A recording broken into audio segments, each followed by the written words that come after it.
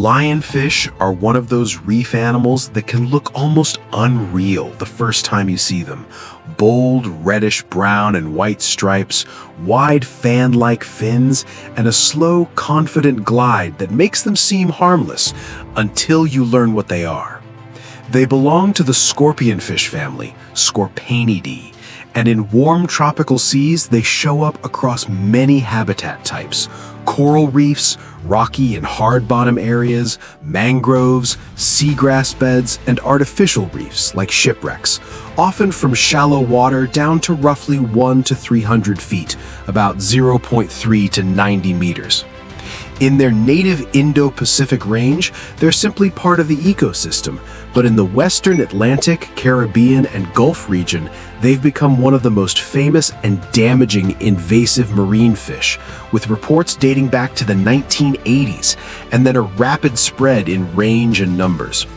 What makes lionfish such a successful predator is a combination of looks, behavior, and biology.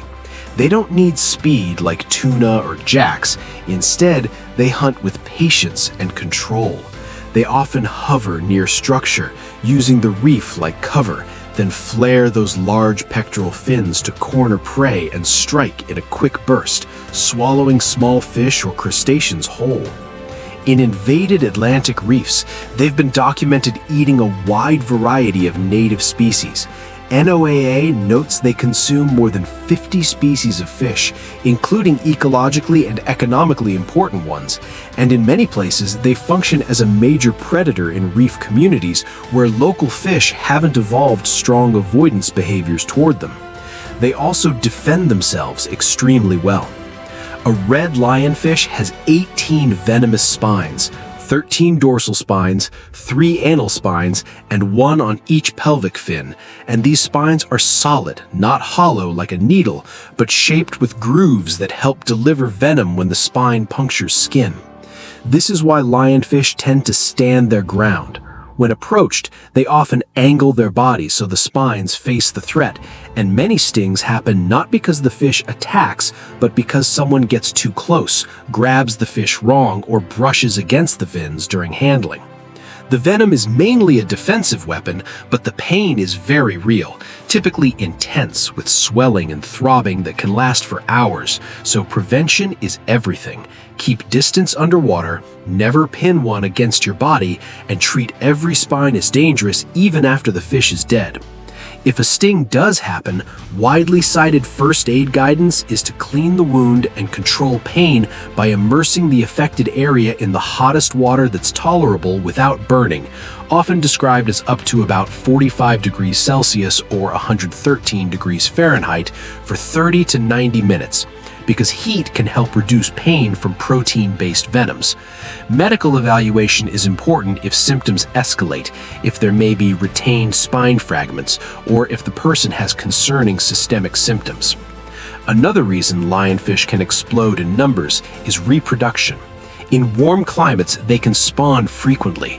Florida's Wildlife Agency describes females releasing gelatinous egg masses containing about 12,000 to 15,000 eggs each, and notes that lionfish can spawn about every 4 days in warmer conditions, with egg masses floating and drifting for long periods, helping dispersal. That combination, frequent spawning, floating egg masses that travel with currents, and strong survival advantages helps explain why lionfish can be so hard to control once established. They also tolerate a range of habitats and can occupy sites that divers rarely visit, including deeper reefs, which matters because removing lionfish from only shallow, popular dive sites can leave deeper populations acting like a source that keeps replenishing the shallows. This is part of why many management plans emphasize ongoing, repeated removals rather than one-time events, and why agencies and researchers treat lionfish as a long-term pressure on invaded reef systems rather than a problem that can be solved quickly. Now, if we shift into the practical side, the ways people catch lionfish, the most common and proven method in many invaded regions is targeted diver removal, because lionfish behavior makes them surprisingly catchable by a trained person. Divers typically use simple tools such as pole spears or short spears designed for close-range work around reefs. The goal is precision, not distance. A careful diver approaches slowly, keeps the reef in view to avoid damaging coral, and places a controlled strike so the fish can be secured without thrashing into the habitat.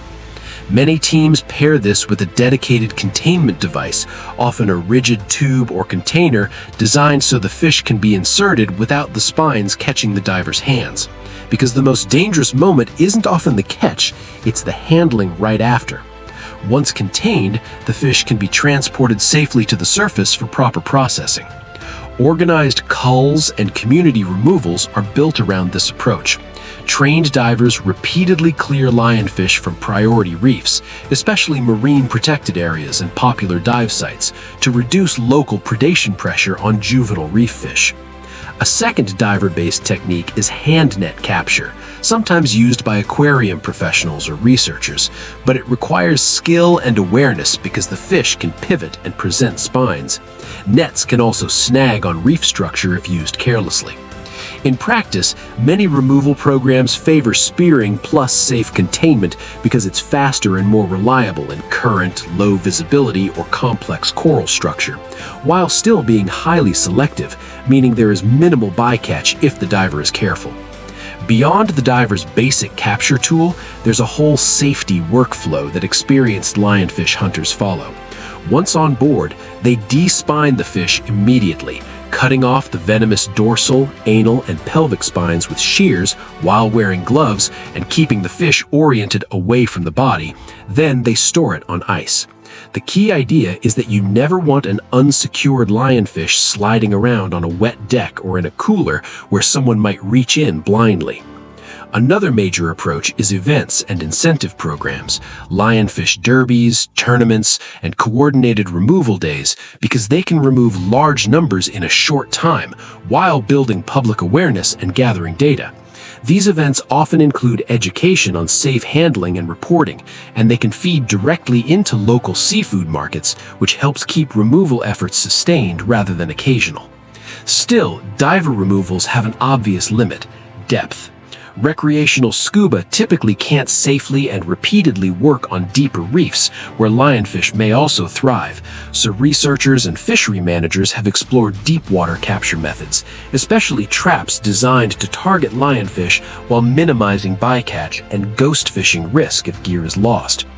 One line of research has evaluated multiple trap designs for deep water lionfish fisheries near reefs around 40 to 80 meters beyond conventional recreational scuba access, including designs intended to be baitless and structured to reduce non-target catch.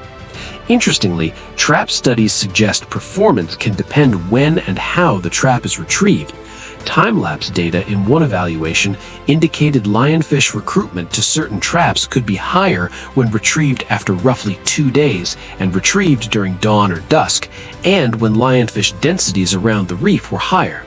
That kind of detail matters because traps aren't just set and forget, they're a tool that has to match lionfish behavior and the local environment. Some projects have also looked at modifying existing commercial trap types, like lobster traps, in ways that discourage bycatch or allow escape for non-target species, while still capturing lionfish that congregate around structure. Compared to diver removals, traps have the potential to scale effort across deeper habitats, but they come with trade-offs: gear costs, retrieval logistics, and the need to avoid impacts to sensitive reef areas. For that reason, most real-world programs treat traps as a complement to diver removals, not a replacement.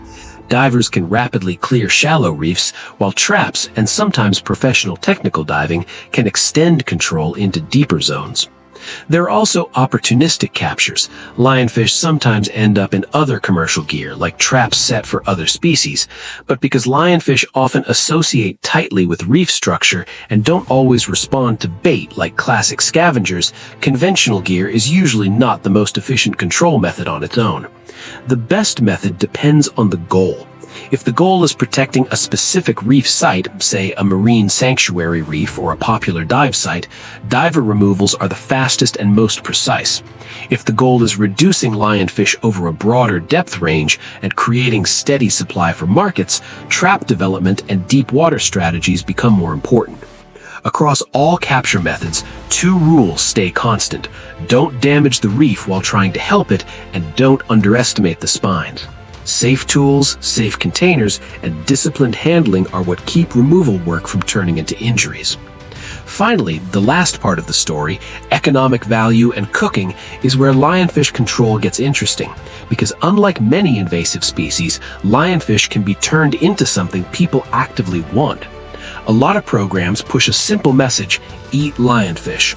The idea is not that eating alone will eradicate them, because that's unlikely, but that building consistent demand can keep removal efforts steady and make it financially worthwhile for divers and fishers to target them regularly, which helps maintain lower lionfish densities on key reefs over time. As food, lionfish are usually described as a mild, white-fleshed fish with a clean taste that works well in many recipes. And once the spines are removed, the fish can be cleaned and filleted much like other reef fish. The most important step in preparation is safety at the start. Clip off the venomous dorsal, anal, and pelvic spines first, handle the fish with gloves or tools, and never freehand the fish where a slip could drive a spine into your finger. After despining, the rest is standard seafood prep. Scale or skin as preferred, fillet, rinse, keep cold, and then cook it the way you'd cook many other mild whitefish. Pan-sear for a crisp edge, fry for a crunchy texture, grill for a clean, smoky taste, or cut into pieces for tacos, sandwiches, or stews. Many chefs also like it for ceviche-style dishes, but as with any raw seafood, that depends on sourcing, handling, and local food safety norms. Another practical note that often comes up with reef fish in tropical regions is ciguatera risk, which is not a lionfish-specific venom issue, but a location-dependent reef toxin issue that can affect various predatory reef fish. But because that risk depends heavily on where the fish was caught, the safest approach